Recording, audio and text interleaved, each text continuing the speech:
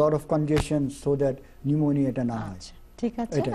আরেকটা প্রশ্ন আছে ফেরদৌসি নিউ জার্সি থেকে। ফেরদৌসি বলুন আপনার প্রশ্ন। হ্যালো, শুনতে পাচ্ছেন? যে আমার একটা মেয়ে আছে 3 মাস। হ্যালো, হ্যাঁ হ্যাঁ জি শুনতে পাচ্ছি। বলুন। হ্যালো, শুনতে হ্যাঁ, পাচ্ছি। আপনার একজন মেয়ে আছে। যে বলুন। আমার একটা মেয়ে আছে 3 মাস হয়েছে। হ্যাঁ এখন যে 3 মাস, হুম ওর বয়স মাত্র 3 মাস। ওর কিন্তু অনেক অ্যালার্জি।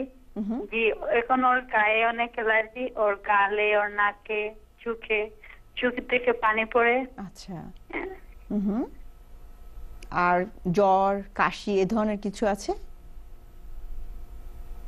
হ্যালো, না, জ্বর কাশি এরকম কিছু নাই। আচ্ছা শুধু না, এরকম কিছু না। শুধু শুধু মানে চোখ skin থেকে এ? চোখ দিয়ে পানি পড়ছে আর স্কিনে কিছু আছে? জি, চোখ দিয়ে পানি পড়ছে।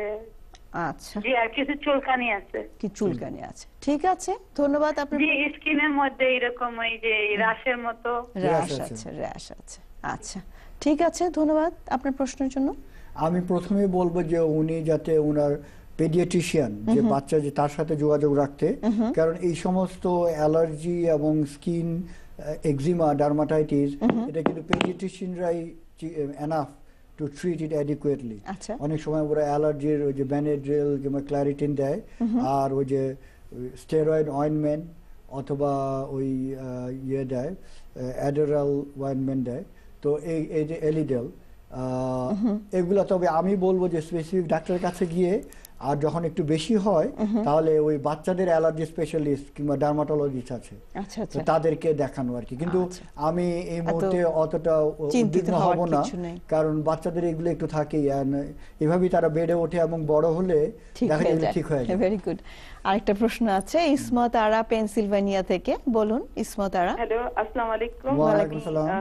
আমি ডাক্তারের কাছে একটা প্রশ্ন হচ্ছে যে আমার একটা ছেলে একটা মেয়ে, ছেলের বয়স 22 বছর আচ্ছা আর মেয়ের বয়স 13 বছর। আচ্ছা তো ওদের দুজনেরই চিংড়ি মাছের অ্যালার্জি। আচ্ছা আর আরেকটা হচ্ছে হলো আমার ছেলেটা অনেক দিন ধরে আমি খেয়াল করছি যে ও একটু ধুলাবালি বা একটু মানে ওয়েদার চেঞ্জ হলেই ও শুরু করে দেয় এত মানে হাঁচি, প্লাস ওর প্রচন্ড মাথা ব্যথা করে। আচ্ছা আর প্রচন্ড মাথা ব্যথা করে। তো এগুলো তো আমাদের হাজবেন্ড ওয়াইফের কাউরি নেই। কোনো অ্যাজমা নেই, কিন্তু ওরা এগুলোতে সাফার করছে। কেন এটা কেন হচ্ছে?